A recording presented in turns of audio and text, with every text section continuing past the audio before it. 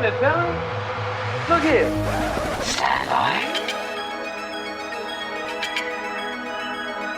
One for C-Lab, two for Draw Eagle, three for Wolverine to round out the trio. In this episode, everybody dies.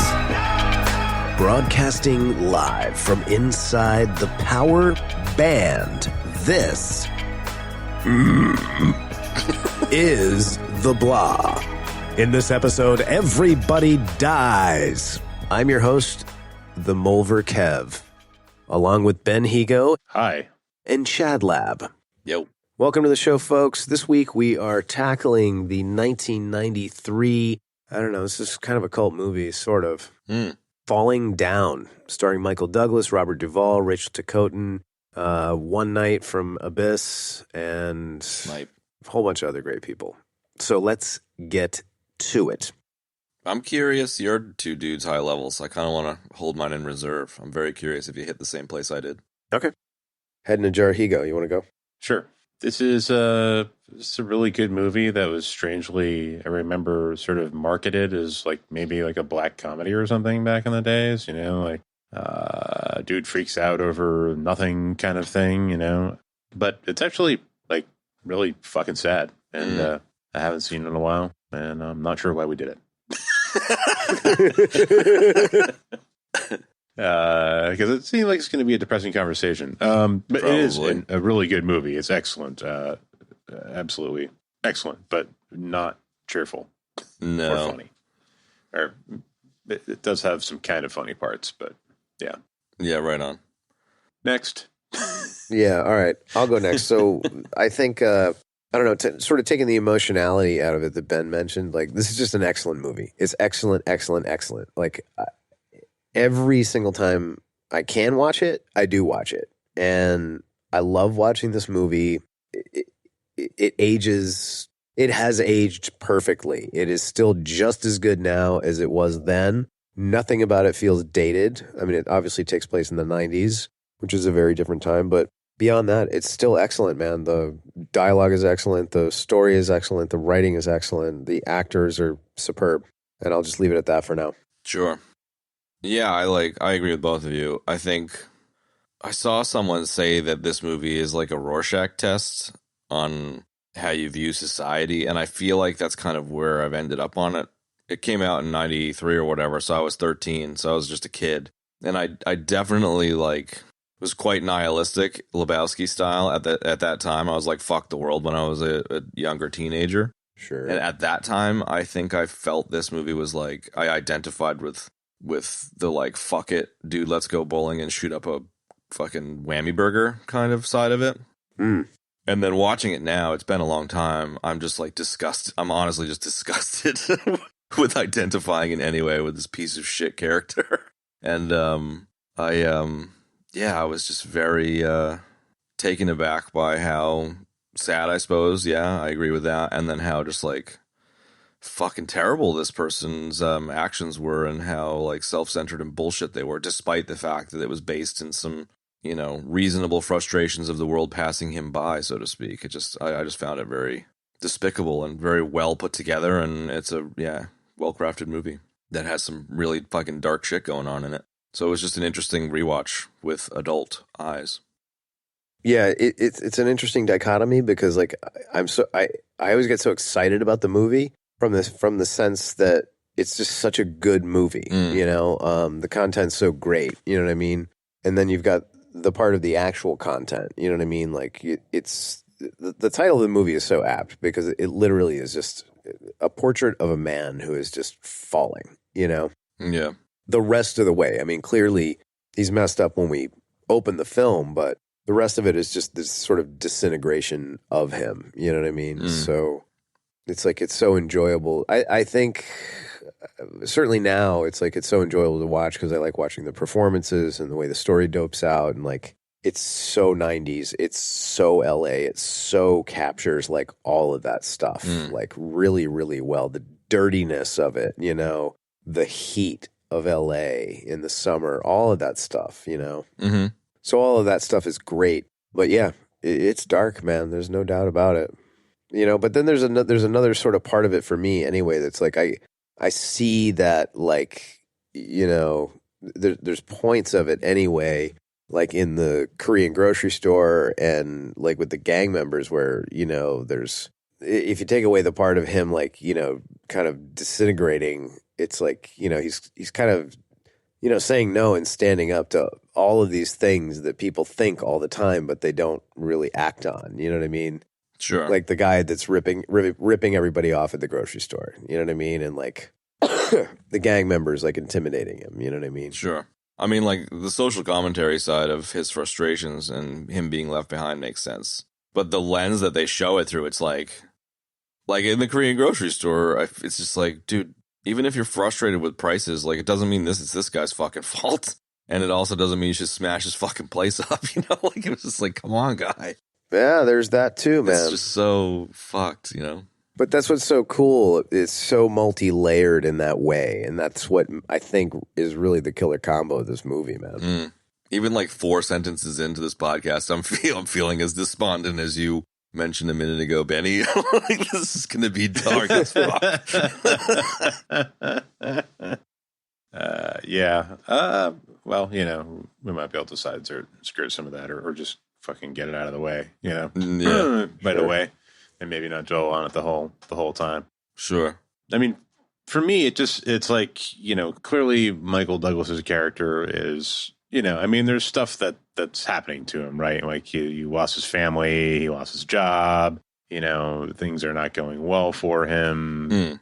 You know, all the things that are sort of pissing him off, we can all sort of, you know, at least at the beginning relate to, like being stuck in traffic and just being like, fuck it, getting out of the car, you know? Sure. I've never done it, but I've certainly felt like it for sure, you know? But I think, you know, like once you start seeing like, you know, once like you meet his mother, once you start seeing like old video of like him with his family, and it's like even while he's watching it, he sort of realizes like what the fuck is up. Like, you know, he's like trying to force his kid to like get on the riding horse and shit. And, like he clearly is not like 100% okay in his head, right? Like this guy is got a predilection for a mental health challenge essentially, but he's never got any help for it. And, you know, men often, even nowadays, are still, you know, the stigma around getting help for, you know, your mental health is, you know, you're sort of discouraged, you know, like, fuck it, just suck it up, dude. What the fuck is wrong with you, you know? There's sort of that attitude, you know, and this is like an example of what happens when that shit goes completely unchecked to the wrong person, right? Yeah. Yes. Then, you know, thank God Robert Duvall is there to, you know, sort of fucking save the day, because who knows what he would have done. But I don't know, but I just like that's what I sort of find sad about it, is like, you know, this guy's probably, if he had gotten some help, might be okay. You know? Sure. Like he might even still have his family, like if he had back in the day, you know, but you know, it's like everything has gone to shit.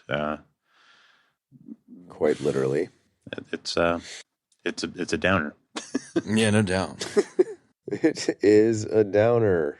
I mean, I realize that this movie isn't like The Line in the Sand, where before this movie there was no people fucking murder-suiciding in postal offices and shit. But like, since this movie came out, it's just become, even in the last couple of years, like such a thing, man, with all this like fucking idiots going in and shooting up nightclubs or fucking whatever, you know, and then popping themselves. And it's definitely got that vibe, you know, and and I definitely identify with the nihilism. Like I said, like I was in a dark place when I was a younger teenager and was like, fuck it, I'll take everybody with me kind of thing. And like we fantasize about that shit with like GTA, you know, like we've all played GTA, we've all rampaged around and been like, what'd you say? You know, like it's a thing, and that's fine. And like, sure, not acting on it clearly is important. And we've all had dark moments. And I don't know, it just gets so close to like, the fuck it. It's like, don't go out shooting people, you know, like just don't do that. Like, what makes you think you should fucking do that, you know? I don't know, dude. It's just like about as dark as it fucking gets. I'm just picturing you right now, 13-year-old you watching this movie, be like, "This fucking movie's awesome." Man. Yeah, totally. And like, that's how disappointed I am because like, I don't know how you guys feel about it, but like, I'm definitely a firm believer in like 5 years ago, me is such an idiot. Like every 5 years, I'm like looking back and being like, wow, I was being so stupid about A and B or C. And then like how much you've learned about something, you know, like I feel like every 5 years you look back and you're just like, man, I really wish I could have done some of that stuff differently. And I look back at my 15-year-old self and I am that person who's like, yeah, go fucking shoot people, man. You know, it's like, no, bro, you know, like fucking no. And just how dumb I was, you know? It's just kind of interesting. And I'm kind of like a little bit ashamed about it, but like at the same time, I was clearly just being an idiot, you know? No, you're good, man. You definitely do that, clearly. Do what? I don't know if everybody does. Look back every 5 years and go, wow, I was an idiot. I don't know. I think it's reasonable to, you know, it's like, I don't know. Every 5 years, you should be able to do that a little bit because it means you're making progress, I guess. I don't know. But for me, it's definitely a thing. Yeah, absolutely. It's not something I dwell on, but to some degree, yeah. I mean, if I think about it, I'm like, oh, that was totally fucking wrong about that. Sure. You know, but I'm also aware that, like, I'm not right about anything necessarily, you know, I'm not 100% right about anything right now. Like, exactly. Yeah. So it's a learning it's a learning process. So I feel like there's a positive side to it, which is like recognizing you were a dumbass 5 years ago means you can recognize you're probably wrong now and be pleased with how much progress you've made. Like there's a positive side to it for sure. But no doubt. But it's just, this dude, I think it's just like the biggest disappointment I have observing this movie now is like, I just find it so sad that people want to take people down with them. Like that's just the thing that doesn't, like I understand the real fucked up mental space where you end up in that and you do shit like that. Like I'm not saying that like it's not, I can see how that happens, but it's just horrible that it does, you know, I guess. Fair enough. It's like, bro, when you're having a hard time, like that's fine. We all have hard times, but don't take other people down with you. Like it's just fucking Jesus, dude. Ask for some help or something or whatever, you know, like it's just wild. It's just wild stuff. And the dude, you know, fucking suicides by cop at the end. Like it's bleak as fuck, you know? No doubt. All right, now that we got all that out of the way, let's make some jokes. Well, I don't know if we I mean, the whole idea of, you know, people, you know, let me take everybody down with me. Like, I mean, that's so modern society in America, man. It's no misery loves company, dude. You know, people are just, you know, so, you know, people always want to seem to, instead of trying to, like Ben said, or you said, you know, like get some help and move up or just move up, even if you're not like in that kind of headspace. It's like they just want to drag you into their pit. You know what I mean? It just kind of sucks. Yeah. And it's one thing getting mad about a breakfast menu changeover, and it's another thing like harassing your ex-wife on the phone, being like, "I'm gonna fucking kill you." You know, it's like, oh my God, whoa, bro, dude, chill right? out with that shit. You know? Yeah, totally. Whoa, bro, totally. But I don't know. In terms of the movie itself, like it's such a simple idea, and I do think it really resonated in terms of the like things were changing in the 90s, and things have changed even more now, where you could totally see some old dude who, you know, did, you know, some time in the Korean War or Vietnam or whatever, coming out of it and fucking doing the right thing and trying to pay his mortgage and this, that, and the other, and just like the world passes him by, you know? He loses his gig and fucking finds himself in a traffic jam, like, what the fuck? And just does a beeline through a bunch of neighborhoods, causing fucking mayhem on the way. Like, it kind of is like a GTA style rampage, you know? Yeah, 100%, man. So the structure of the movie is interesting, and guys, I don't want to spoil anything, but the new GTA 6 game that's coming out, Oh boy, it's totally the premise. Is it? Oh, cool. What? No, it's not. Okay. Oh wow. Okay. So plausible but you that totally I bought fucking it 100%. believed it, didn't you? I did Super believe fucking plausible. I love it. I was just about to give you a fucking penny. I totally believed you, man. Totally. It totally is, though. Like, I kind of, it's super obvious, but I hadn't put together the kind of everyone has done a GTA Rampage kind of thing. But it's like the prototype of GTA rampages. And so on that level, I get it. On the when you actually see what's happening and how fucked up it is, it's like, ugh, cringy. I'm really, really sad that I identify with any part of this.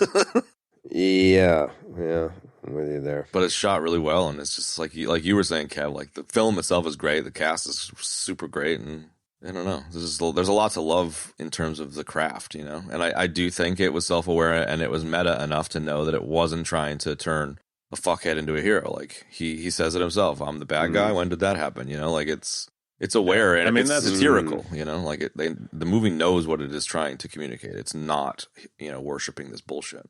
Right. Yeah, that's got to be one of the most profound on film self-realizations like ever is that part, you know, or it's just like, wait, no, I mean, you know, I'm the bad guy. Yeah.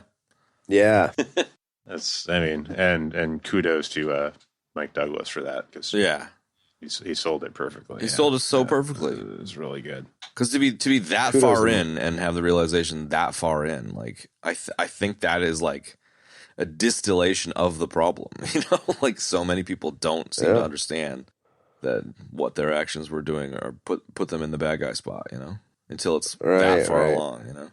Well, I mean, everybody's the hero of their own story, right? So. Yeah. Oh God.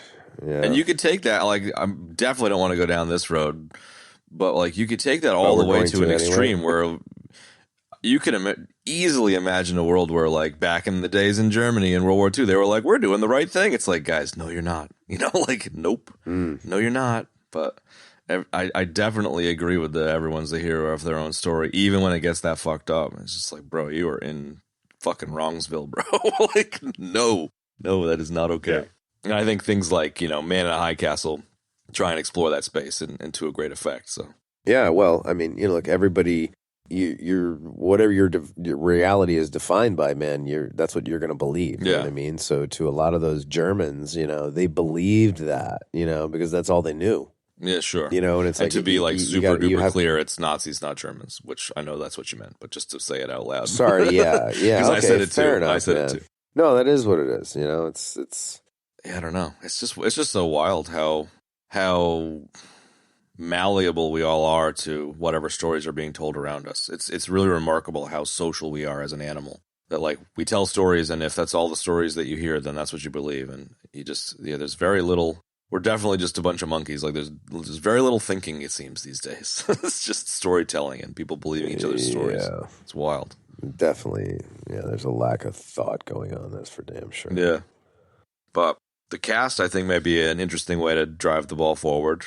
As it always is. They were talking about how Michael Douglas was saying that this was one of his favorite, if not his favorite performance ever, and his dad Kirk said the same thing. And yeah, I definitely feel like this is up there and probably tied with, if not beating, Wall Street. And I love the dichotomy of those two roles. This is way better than Wall Street. Yeah, or maybe not way better, but it's definitely better than Wall Street. This is freaking great. This is probably his best. Agreed. It's so good. Next to Ant-Man, obviously. Yeah, I didn't. Very funny. I think it's.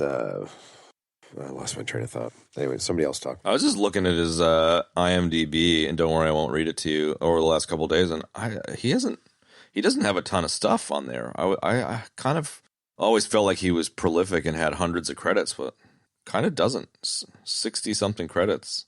It's interesting, because he was really like a megastar, you know? Definitely, man. I don't know. Maybe it's just like some of his movies are just super iconic, and therefore he is an icon, but... Wow, he played Liberace? Oh my God, that movie is so good. Really? That's crazy. Yes, I watched that on a lark one time. I was just like, what is this, man? I was like, what is up with Liberace? Like, what is that dude all about? I don't know anything about him. Uh-huh. And it was Michael Douglas, so I was like, fuck it, I'm just going to watch this. It was really good. Cool. I mean, really good. He was excellent.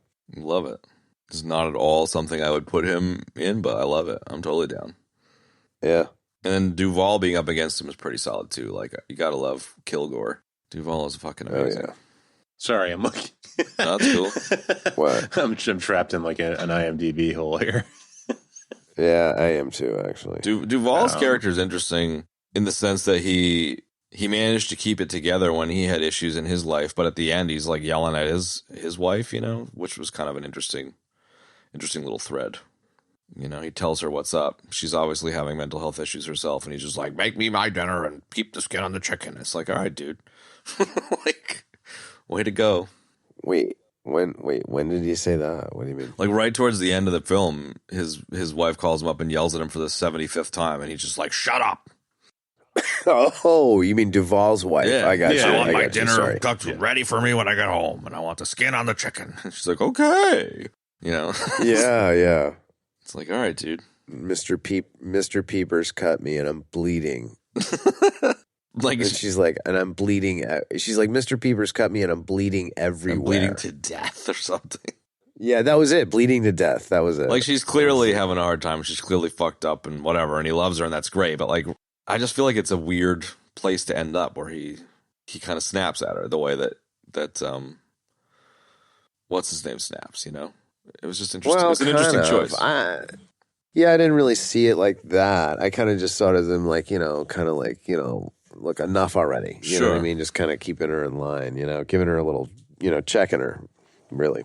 Well, he's definitely a bit henpecked, you know. And for sure. There's like the background, and, you know, they lost their daughter, and since that happened, she, like, you know, wanted him to, like, you know, not be a cop. Be, you know, she couldn't bear to lose him, so he took a desk job, you know, in the precinct, and so then he's like, you know, which puts him in a weird position there. Obviously, like, everybody's like, you know, cracking jokes and, you know, kind of belittling him all the time. So I think by the end of this, he was just like, I've had it, you know. Yeah.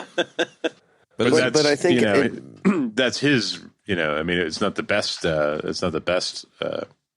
you know, way to resolve it, I guess. But, you know, at least he's not shooting up a Quickie Mart or whatever. Yeah, exactly. Yeah, or, you know, showing up at the house with a gun, you know, ready to, you know. Yeah, that's interesting. Well, yeah, but I think what you said, in the sense that he's not, yeah, he's a little bit henpecked, but more that he's putting himself aside. Yes. For her, not in the sense that he's like a truly like henpecked man. You know what I mean? Like that's how I always read him. You know, because he talks about, you know, them losing their daughter, and then when he's talking to Rachel Tatonka, he's like, "Look, was once a beautiful woman, you know," and she's like, "Oh, thanks," like, you know, kind of like, "What about me?" And he's like, "Yeah, but the difference is that you have a career, and like all she had was her looks, and now she's losing her looks, and it's like they lost the daughter." You know what I mean? So he's not coddling her, but, you know, putting himself aside to sort of help her in that sense. Yeah. So that's the way that I sort of take that. And then, you know, when he kind of snaps at her on the phone, this is like, enough already. He's like, what else do I need to do here? You know? I'm putting myself aside. What the fuck? Well, yeah, enough already, man. I mean, come on. Give me a break, you know. It's just like, whatever. It's my last day of work. And it's interesting, too, how he takes the desk job for her, and he essentially hasn't really been on the street a whole lot. And he's in robbery to boot, you know. So a lot of that is like, it would seem like, you know, investigating crimes after the fact, you know, not like in the line of fire. So, like, you know, this last day, he's like really taking a hold of this situation, man, and really getting involved in it, you know, in a super hands-on way. And then more irony later when, you know, he's giving up his gun in the morning because he's leaving, and he ends up going out and getting into a very real situation. He's got no sidearm. Yeah. You know? So I don't know. Really cool. Again, a lot going on. A lot of layers in this movie. Yeah, a lot of layers. You know, and if you didn't have such an excellent story to begin with and such excellent writing, and then the quality of the actors executing it, it wouldn't be what it is. Nah, yeah, it would just be some cheese dick trope fest for sure. What else has Barbara Hershey been in? Because she strikes me as super recognizable. She was awesome in this, man. God, she's been in a ton of stuff. I cannot think of a single thing. Let me do a little ejection. She just must have been in, it's like around the 90s, you still have some of that older generation of people that were in movies before I kind of was into movies and stuff that my mom and dad would probably rattle off no problem. Yeah, Black Swan, Hannah and her sisters. Those are very popular movies. Some X-Files. I totally baited you into that. You did. Ooh, take this job and shove it. There you go. The Mountain. Riding the Bullet. I love the little connections, the connective tissue between this and The Abyss and this and Total Recall. I mean, Melina was great to see her. Oh, yes, dude. Right. Oh, she was in Last of the Dogmen. That's a great movie, man. We gotta do that. Last of the Dogmen is really cool movie. It's about Tom Berenger's this kind of like woodsman out west. Okay. And he finds this like enclave of like Cheyenne warriors that have proliferated since like the late 1800s and live exactly as they did in the 1800s. Mm-hmm. And it's really, really cool and interesting, man. And he That's what joins they're them, called. and they all sit down once, and the guy just says, Tatonka. Exactly. Buff, low. Tatonka. Yeah, right on. That sounds cool. Yeah, it's really, really cool, baby. Was it like an 80s movie or something? 90s movie. Came out around the same time as this, actually. Oh, shit. There you go. Surplus store owner, totally couldn't place him, was like, holy shit, when he was Chef from Apocalypse Now, dude. Yeah, I was like, that's where I know him from. It's a fucking tiger, man. Yeah, Frederick. I think that's Frederick Forrest. I think that's it is, name is. Good call, bro. He's awesome. Yeah, that guy's great. He was such a dirtbag in this, man. I was like, oh my God. Oh, talk about the total just like vet war junkie, like, whatever. My God. Twisted. Yeah. Oh, Barbara Hershey was in The Natural. I didn't realize that. Hoosiers as well. Those are big movies. You almost at the bottom? Yeah, no, I'm going to keep going. Anyway, go ahead. You were talking about turtles or something? Mr. Turtle is my father. Name's Crush. Turtle. No, just the secondary cast was super solid, dude. Like, a bunch of people, I don't know, like Mr. Lee, the grocery store dude, totally recognized him. Mm-hmm. Captain, there's tons of people. Oh my God, dude. Mr. Lee's been in everything. I love dude, Mr. He's great. Lee. He's like Al Leong. And I saw that he was in Spy Game. I was like, fuck yeah. I totally forgot about that. Who? Mr. Lee? Yeah, he was one of the CIA dudes in the boardroom when they're talking about like Operation whatever the fuck it was. That's a great movie. Oh yeah, dude. Operation whatever the fuck it was. I remember that one. That's what it was. Yeah. Dude, okay. So his name is Michael Paul Chan. And, it might be a death for both of you guys. He was Data's dad in The Goonies. Oh, yeah. Hell yeah.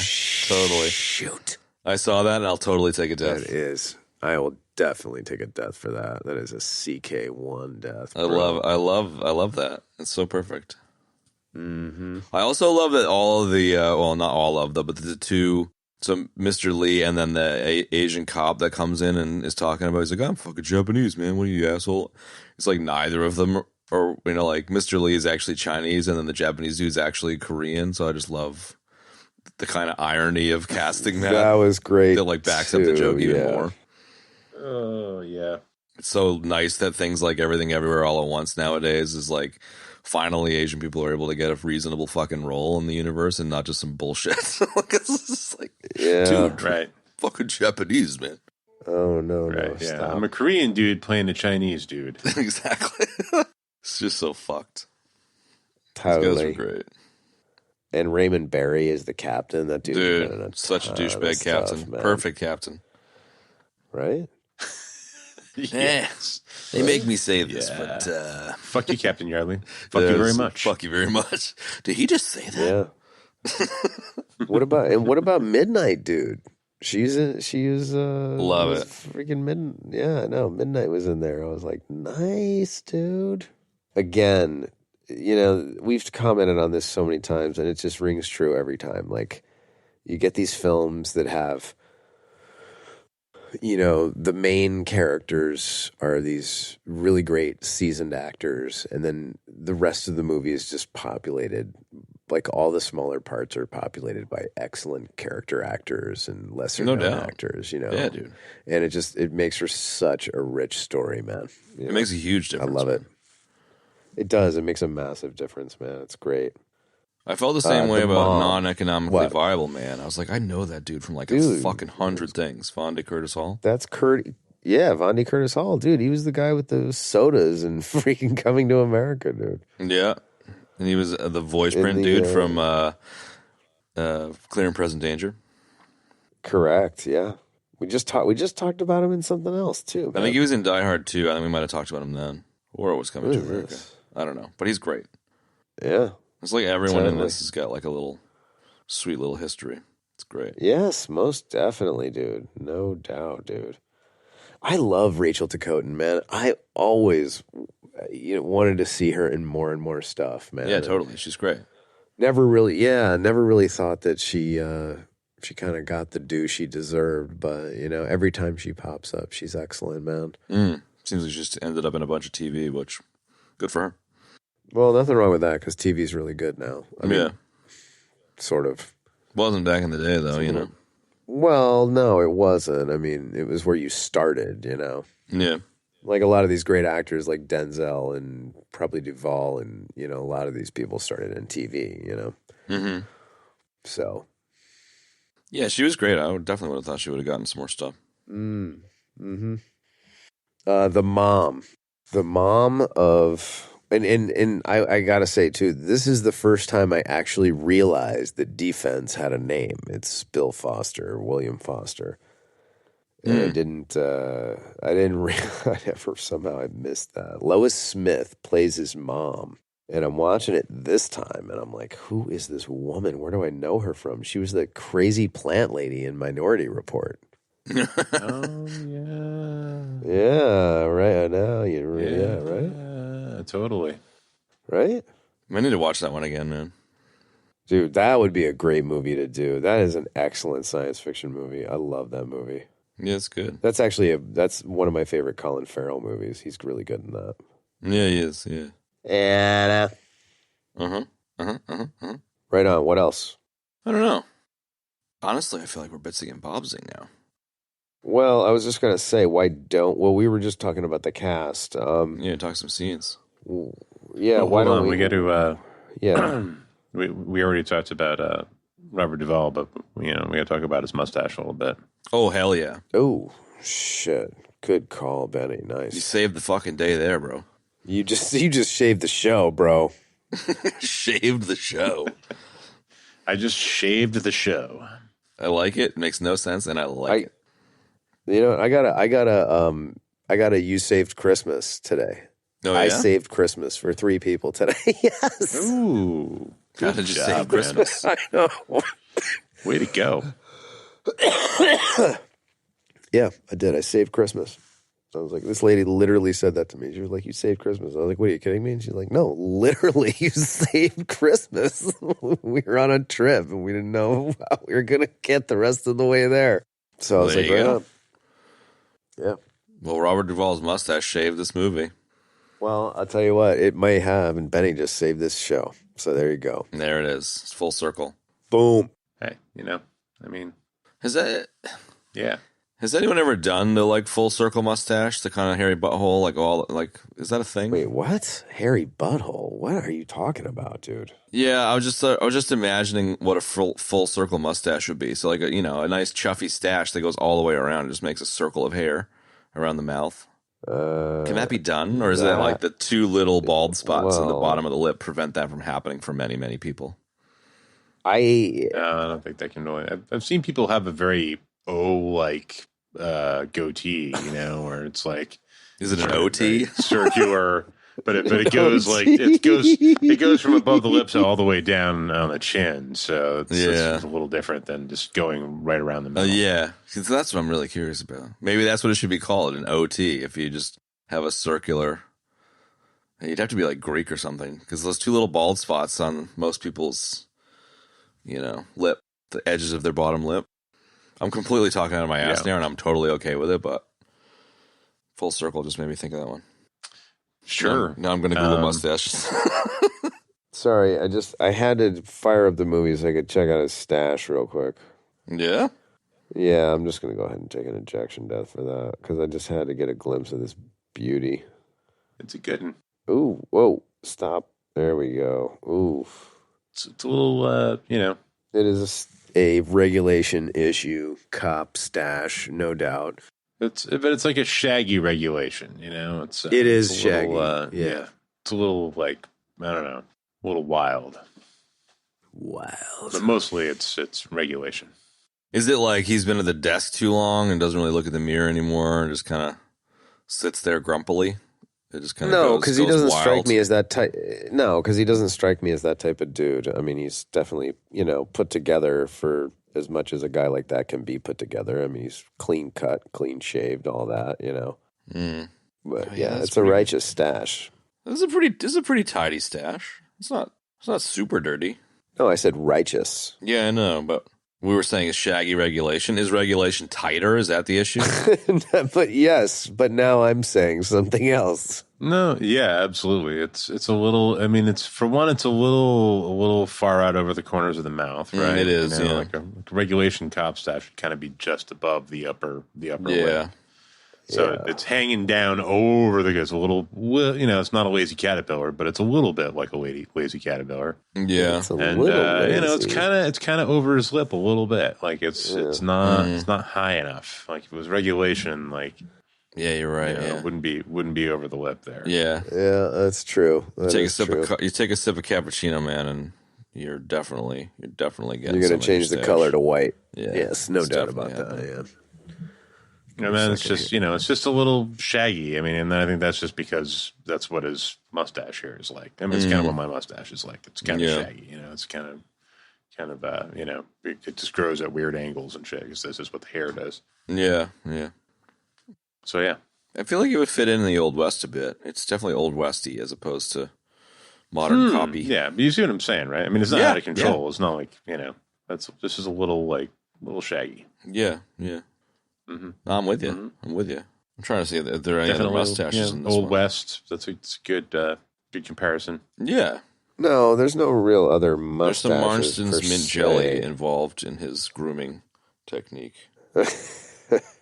Oh, there's the I'm just flipping through here. I'll take an ejection, but there's the cop, the Latino cop with the super long hair. The guy, he's got a stash. He's rocking like a real dirty little stash. Yep. Oh yeah. Dirty little stash. It's a dirty Sanchez, dude. It kind of is. I mean, like, it's a totally legitimate normal stash, but the fact the dude has mid back length hair is he just looks like a creeper.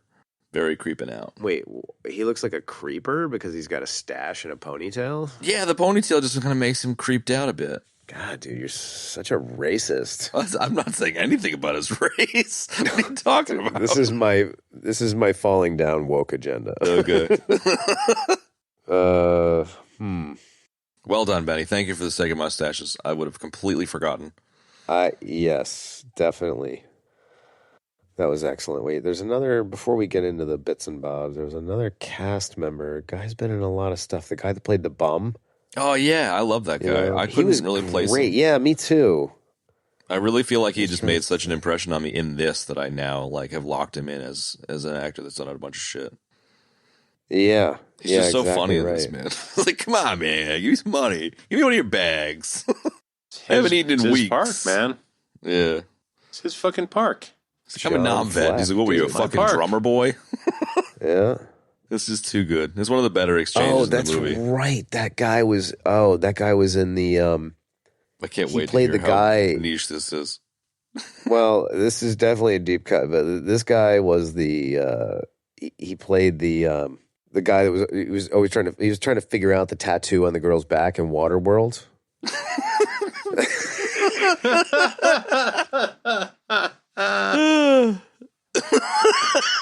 Does anyone require a deeper cut? I love the shit you come up with sometimes. You're like, oh, You yeah, sound- totally. You sound like I'm making it up. No, I know you're not, but that's what I love about it. I feel like, where do I know this guy from? Yeah, that's the scary part, Kev. Oh, it's fucking great. Yeah, whatever. He's just been in a bunch of great stuff. He's a great little character actor, man. He pops up all over the place, and he's just great. Yeah, he's great in this. I love him in this.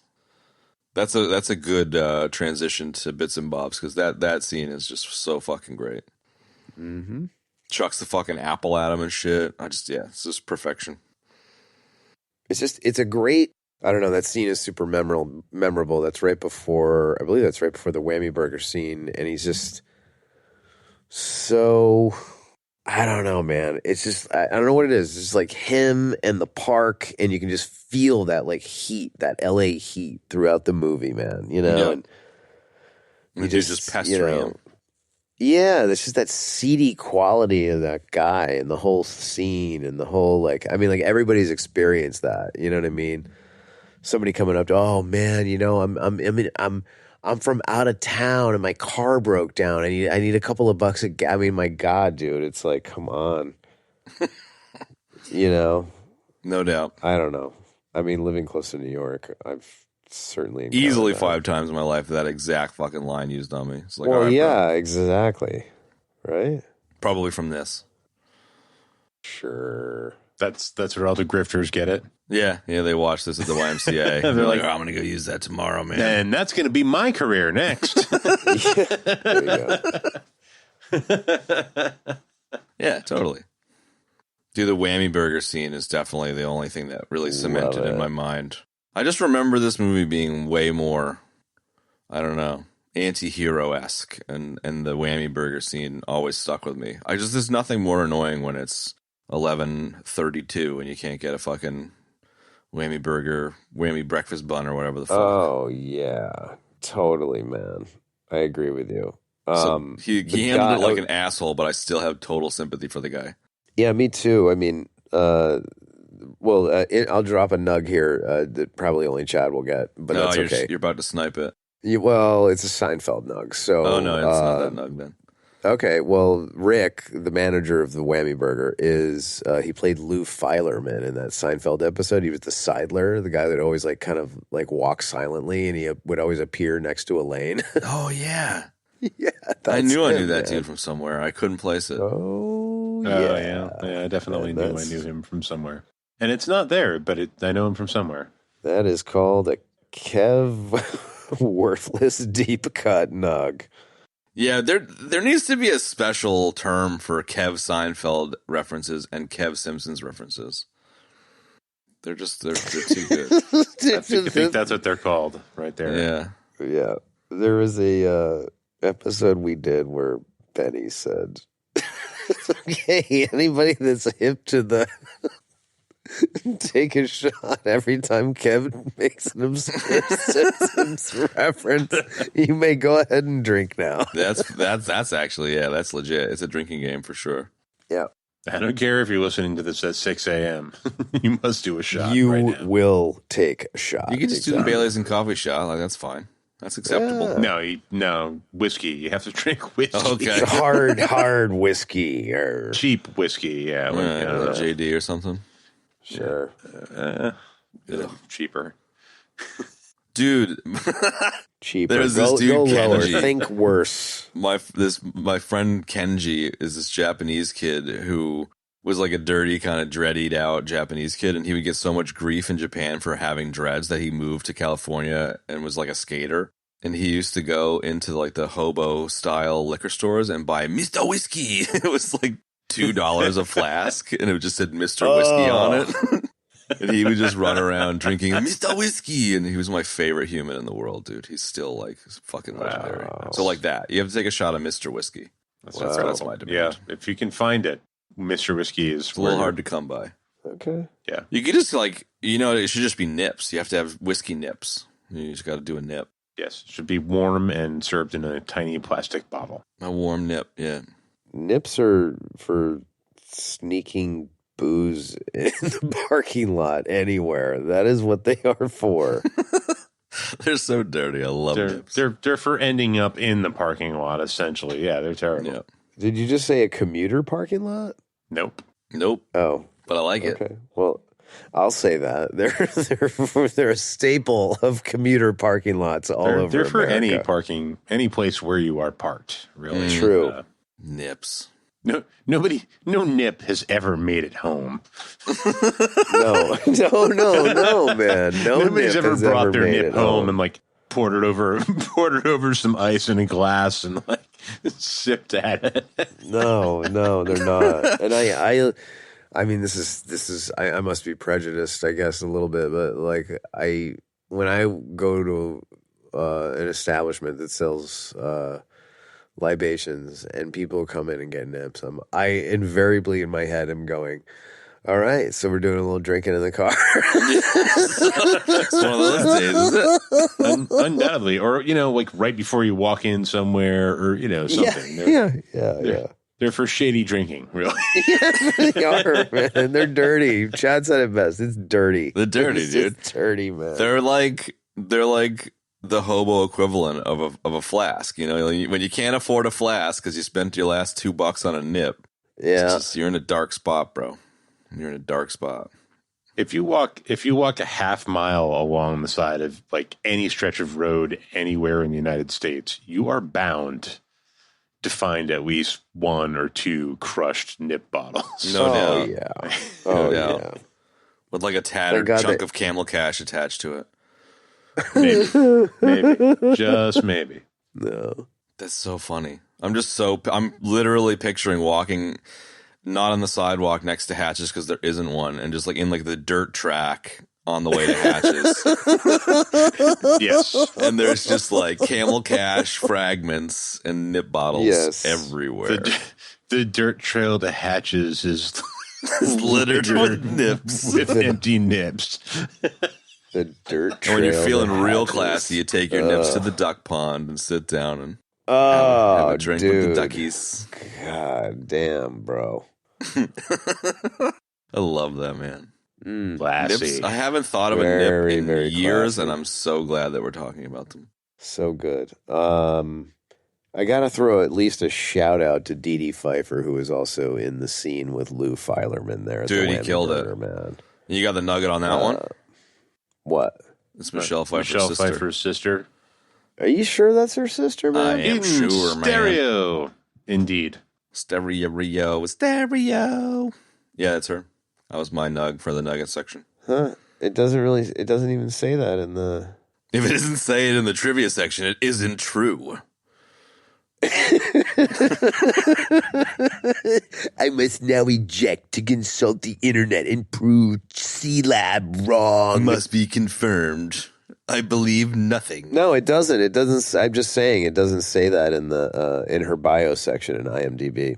Maybe she deleted it. She doesn't want to be overshadowed by Catwoman. I don't know, man. Whatever. But I didn't man. know that. I didn't know that was Michelle Pfeiffer's sister. But like you do. I remember her from like a bunch of '80s movies. Man, I had a huge crush on her when I was a kid. Man. Yeah? Yeah, she's Yeah. gorgeous, man. I hate whatever. I'm not arguing.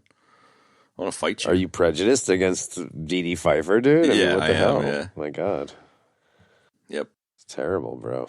I saw Dee Dee Pfeiffer drinking some vodka nips in the parking lot, and I was like, ew. That's why you don't like her. Yeah. Oh shoot, dude! Another ridiculous. She is her sister. I've confirmed it. No, she's. Dude, this is another deep cut Seinfeld. Oh, Jesus. She is. Hang on, let me crack one of my nips. Break out right. your Chad. nip of Mr. Whiskey. Dude, Yeah, there that's you what go. it is Chad- now. Whenever Chad you Ben. reference Seinfeld or The Simpsons, it's called Kev's Nips. Yeah, you gotta take a nip. You have to drink a nip while You you're have to listening drink a this nip. It bullshit. can't be anything else. Exactly. So she played. Well, you'll appreciate this, Chad.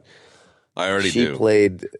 Just shut up. Damn it. You haven't even Donnie, said it, and I shut appreciate the it. fuck up. Donnie. You are so Donnie, man. Shut the fuck. Donnie doesn't ever say anything. He's always being Neither told do to I. shut up. It's just verbal diarrhea. That means nothing. It's verbal diarrhea. All right, so Chad, you'll appreciate this. She played the woman that George ends up, being with in the episode "The Opposite" when he does the opposite. Okay, yep. Right?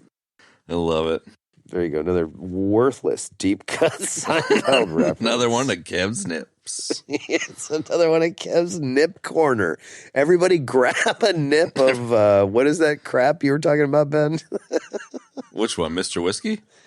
Yeah, that's it. Everybody grab a nip of Mr. Whiskey and let's get it on. Let's get it on. Well, that was totally worth it. Thanks for that. Thanks. You bet you wish you could have had that 5 minutes of your life back. Mm-hmm.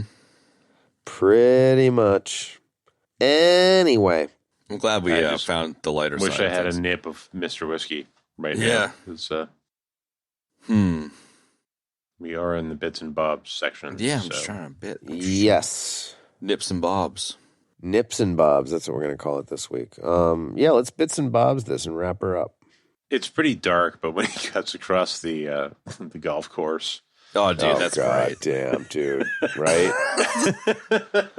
the golfer's such a prick that he gets his comeuppance so quickly, you know? Oh, He's such a prick, man. When he's just like, now you're going to die wearing your stupid little hat. It's pretty funny, man. Oh, he's so mean to the guy, and I love the justice there, you know? Yeah, Even though it just gets super dark super fast, you know? He's just I'm totally okay with that guy dying. The guy's laying on the ground, and he's like, pills, cart. And he's like, where are your pills? The cart's just rolling into the lake. And then he's like, and then he turns and looks at the golf cart, and he's like, well, they can't help you now. It's just too good, man. It's too good. You wouldn't let me just walk by, and now look at you. You're fucking dying. No. Yeah. It's so funny. It made me think like, oh, look, this almost could be like a dark comedy if like if you cut out all the stuff with like, you know, his wife and his kid and all that, you know, like all that shit, and he doesn't kill anybody, and then you just like change the music around and add a laugh track. Yeah, dude, it's like an Adam Sandler movie. Yeah. Wow. Totally. You totally could. Yeah. Yeah, you totally could. Because it's like the shit where he jumps the fence and cuts his hand, and he thinks that the like caretaker's family are the rich people, you know? And it's just like, yeah, it's just some little fucked up shit there, you know? Like they're just terrified, and he's got the little girl. It's just like, wow, dude, you are so far gone at this stage. If you cut, yeah, I'm totally with you. If you cut all that shit out, it would be like 10 times funnier and would have been a completely different flick. I completely forgot about that scene. It's just super dark. Yep. Oh God, yeah. Plastic surgery paid for this? Oh, that guy was In Seinfeld, season 3, episode 26. He was? Black and white cookie episode? No. No, he was not. Simpsons then. Oh, sorry, it wasn't Simpsons. No, he was actually he was a regular cast member in Miami Vice in the 80s, and he also along played with every other living human. Shut your mouth, Donnie. And he also was Cruiser in Stripes, man. That's where I'll always know that guy from, is Cruiser in Stripes. Yeah, I'm down with that. Phone's ringing, dude. I am the walrus. Shut up, Donnie. Thank you, Donnie. I love Donnie. Hey, what do you guys reckon about this Willow series on Disney Plus? I don't know. Have you seen it yet? No, but I was always a fan of the movie. And, speaking of the Big Lebowski and falling down, I'm kind of I'm on the fence. Go ahead, Ben. They released the first 2 episodes at once, and I was kind of like, oh, this might be good. And then like the 3rd episode, I was just like, this is a fucking mess. Oh, really? The 4th episode, I'm kind of like, maybe it seems like it's getting better. I don't know. Yeah, remains to be seen. I'm watching it. Okay, all right. We'll wait for Benny's report on that one. Yeah, it's got some of the worst filmed fight scenes I've ever seen. I don't know, man. Have you ever seen an episode of the Power Rangers?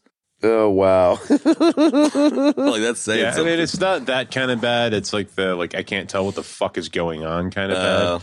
Transformers, gotcha. Right. Yeah. Right, Transformers, yep. Mm-hmm. Yeah, and it's got some kind of weird tonal weirdness. what I'm looking for, like mismatches, you know, like just. Yeah. I don't know. We'll see. We'll see how it goes. The 4th episode, just came out. What I am enjoying is Tulsa King. It's the Stallone plays like a mob dude. Nice. Finally. Oh man, yeah. What is that on, dude? Tubby for free. You can. Fuck, I don't remember. Not Tubby for free, unfortunately. Showtime, I think. No. I'll just Because look I it up. seem to remember seeing the trailer for that, and I was like, oh, that's something I can watch. Oh, it's on Paramount Plus. Oh, great. Well, I'm not going to see that. I'm down with Stallone as a gangster. Does he beat Arnie in Raw Deal? Like, is he a better Italian mobster than Arnie? Oh, Oh, yeah. come on, dude. Come on, dude. Yeah. No, he's actually really good. It's good. It's a mostly a drama, I guess, but it's got some kind of really funny moments, and it's got a good cast. Yeah, sweet. Wow. Well, Stallone is really good. So, there you go. There you go. Yeah, it's great to see Sly do something. Like I don't think he's ever done a mob dude before, so it's kind of cool. Dude, speaking of Stallone, today I'm sure he called my has, but not like this. Sorry, Not like this. No. I was just going to say I was at work today, and I ended up talking to my brother, and the entire time he was talking about First Blood, Colonel Trautman. The entire time he just kept going over and over. No, he kept going. Trautman to identify Baker Company, Ortega, Danforth, the Krakow. I keep doing it over and over again. All of a sudden, I hear that I get a text. It's the entire thing written out. It's like, dude. Oh my God. Stop, please. Any other bits and bobs about shit that's not related to this movie?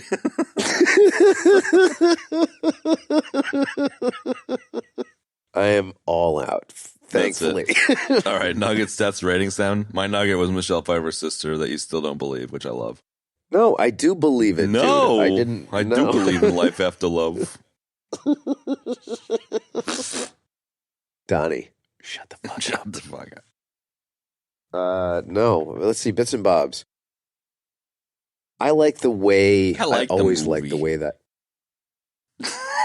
I always liked the way the whole scene on the hill doped out. Like he's walking up the hill. He stops. Well, he stops to take a break, and it's like he's putting a piece of newspaper in his shoe because he's worn a hole in his shoe, man. With a bunch of circle jobs too. Yeah, and the two gang members come up to him and start harassing him. Man, it's just I don't know. It's like the Korean grocery store is sort of the beginning of it, but like I feel like that's when it really is. It really starts, Yeah, no doubt. In terms of like, I have a bat and now I have a butterfly knife. Mm-hmm. I don't know. Yeah, it's just a good scene. I just like it. And that's totally how shit goes down too. Like my cousin's he kind of looks a little Latino. He's got some Native American, I think, blood in him or some shit. And he was visiting me in San Francisco one time. I was walking through the neighborhood and got stopped by some gang members because like there's a huge rivalry between like a Latino gang and another gang. And he was just walking down the street and these dudes were like, "What the fuck you doing here, man?" And he was from out of town. And he's just like, he picked it up pretty quick because he's pretty street smart. And he was just like, "Do you want me to cross the road and walk over there?" And they were like, "Yep." He's like, "All right, I'll go do that then." It's the same exact kind of thing. We're like, "You're in our turf, we'll fucking shoot you, dude." It's like, I'll just leave, dude. Like it's all good. Interesting. No big deal. Yeah. Wow. It's pretty funny here. Dude just wants to fucking eat a sandwich and sit down. I didn't see any signs. What do you call that? I was like, oh, fuck. Says all that? It was a great scene. Graffiti. And I love how there's like that one guy with the ponytails rocking he's wearing his shirt like with just like the top two buttons buttoned up, man. Like that was so like, God, this scared the shit out of me. What was that? Goddamn TV just started playing. I thought it was like somebody was in the room. It scared me. I'm okay. Okay, good. The two top buttons. Yep. What, did you just sit on a remote, dude? Yeah, something like that. The two top buttons. Yeah, like he was rocking like the two top buttons and the rest of the shirt's open. Like that. I feel like that was like totally like a '90s thing, man. Yep. That was definitely some special sauce. It's just delightful to see some 90s shit sometimes. Mm-hmm. 90s LA, totally. Yeah. Hit that nostalgia spot. Oh, yeah.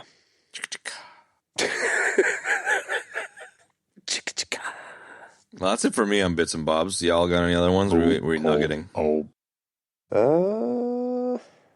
Kid teaching him how to use a bazooka. That was pretty good.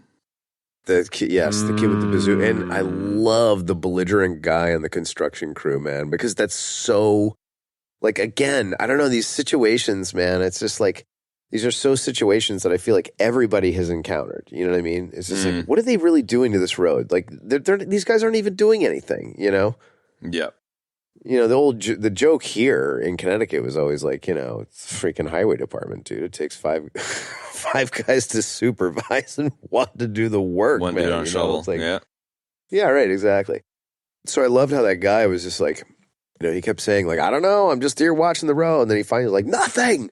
They're doing nothing. Yeah, but the best thing about that scene is that like he only says nothing because Michael Douglas is flashing a piece. Like the dude's just like, "Whoa, bro, you really want me to say this? Okay, nothing, bro. Like please don't fucking shoot me, guy." Mm-hmm. Michael Douglas was so fucking crazy in that scene, man. Yeah, definitely. I think that's another really good delivery by Douglas, where it's just like, there's nothing worse than a person who thinks they're right by convincing you through like flashing a piece to say something. He's like, see, I told you. It's like, nah, man, I'm saying what you want me to say because you're fucking flashing a piece, dude. Yes. 100%.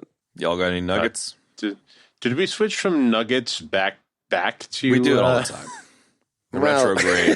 Retrograde bits and bobs. Yeah. I gotta say, I want to throw this out there. I just got to shout out to high level. I'm gonna throw my high level out. Defense's car from the beginning. Oh, yeah. I don't know what that thing was, man. At first I was like, oh, like it's a fucking like a little gremlin. Yeah, kind of. And then I was like, well, it kind of looks like a gremlin. Shittier. Wasn't it like a Citation wagon or something, dude, man? It takes like a lot to be shittier Citation. Than a gremlin. I don't know. A Chevy Citation hatchback is pretty shitty, man. A buddy of mine had a gremlin back in the day. It had a straight 3 in it. Wow. That's a Chevette. Is that what he has? Yeah, Chad. No, he had a straight 3 in it, I swear to God. I worked on it in an auto shop. Some bitch had a straight 3. I worked on it in an auto shop. Some bitch found monkey nuts. Dude. Some bitch found monkey nuts. Wow, and apparently, it's a 78 Chevette. It apparently sold at an auction recently. Really? Are you serious? I love it. Well, sold on. I'd have to sign in to find out what for, but it was sold in 2018. Wow. I picture like Elon Musk buying it or something. I love it. It's a POS. It's a shit brown. It is. Shit brown Chevette with a bunch of like missing shit. Piece of shit Chevette. I love it. A shit brown Chevette with a bunch of missing shit. Yeah. There you have it. All right. So, all right. I'm good for moving on to nuggets now. Are you? Okay. You don't want to go backwards again? I have no nuggets. So anyways, the cast. I have no nuggets. Deaths. Mm-hmm. It comes after nuggets, yep. The Date is Dead death. Oh, yeah. Definitely in that one. All right. Hang on a second here. Let's see. What do we got? I ejected on Hershey. Chad and I had a CK1 death. Death by Data's dad. That was good. I ejected on Duvall's stash, and then Chad ejected on the Dirty Sanchez stash. Yep. And that is what I have. It's a lot of pudding. I don't know if it's a lot of pudding, man, but it's something. Ratings? This movie is a 10. 10, 10, 10, man. I love this movie. And it never disappoints me, and that's all I got to say about that. Word. This was already on the algo at a 5.8. I think I'll keep it at a 5.8. It was previously beaten by Groundhog Day, which is ironic considering that I guess it knocked Groundhog Day off of the top spot or something. They came out at the same time. And previously was ahead of Predator 2. I'm going to bump it down below Predator 2, but it is a 5.8. 5.8. Okay. I'm going to go with an 8. Wow. Nice. Thought your score would have been higher than that. It's like Your opinion, man. it's no, it's a great movie. I can't really. I don't know if I can do that. I'll go with a 9. I'll take a point away because it just isn't a satisfying movie to watch, in my opinion. Just because it's kind of fucking depressing. Yeah. Okay. It's all a right. great movie. It's very well done. It's very well acted, but it's just not like a particularly pleasant ride. Yeah. It's kind of Fair enough. a Yeah, bummer. I'm with you there. I'm totally with you. Yeah, like a Darren Aronofsky movie or something. Like it's Yeah, not to the same degree, but it's that kind of thing. Where it's like it's an excellent movie, but like you don't really. We're wanna watch not it in a happy all that place. Cough, Yeah, cough, Requiem for a definitely. Dream, cough. Right. or The Wrestler, pretty much fucking almost any of them. All of his movies. Yeah, The Wrestler. Wrestler's definitely. great. He's got a new one. He's got Brendan Fraser, The Whale. I think it's out in theaters. I'm really curious about that one. What? Aronofsky's new movie. Yeah, Oh boy. Super into it. Know nothing about it. The Whale. Yeah, it's got Fraser. I love me some Brendan Okay. Fraser. Same It's here. Fraser. Dude. I love me some Brendan He, Fraser. he Fraser. plays Fraser. He plays Robot. If you like Brendan Fraser, he plays Robot Man in Doom Patrol, dude. You got to watch that. Yeah. Watch Encino Man instead. 2 minutes. I was just I'm a big fan of Blast from the Past. I love that movie. Yeah. Yeah, dude, it's a great Brendan Fraser movie. Love him. Oh God. Is another rejection death for you there, sir? No. So anyway, No. Anyway, so folks, enjoy the holidays. We're going to be taking a little teeny bit of well-deserved time off, and we need it because we have to recharge our EBD batteries. So enjoy the holidays with your friends and families, and we'll see you in a couple of weeks. So long for now, folks. See ya. Happy trails. And that is going to wrap up this week's episode, folks. If you'd like to check out the show notes for this episode, you can do so in your podcast app of choice or at our website, ebd.fm/episodes/189. If you'd like to check out if you would like to support the show, you can do so in a number of ways. You can always tell your friends to check out the show. You can rate us and review us on various different places that you might find podcasts. And you can also support us directly on Patreon. That's right, folks. Patreon.com/EBD podcast. Support us there. You'll get nothing in return. You can join us on social media on Instagram. We use the hashtag or handle or whatever at EBD Podcast. And that's it. Thanks for joining us for Falling Down. We'll see you next week.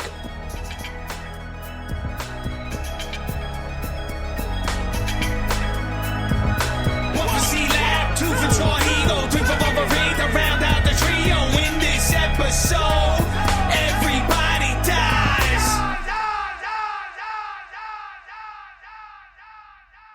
Beady beady beady. Soft wind blowing through the tree tops.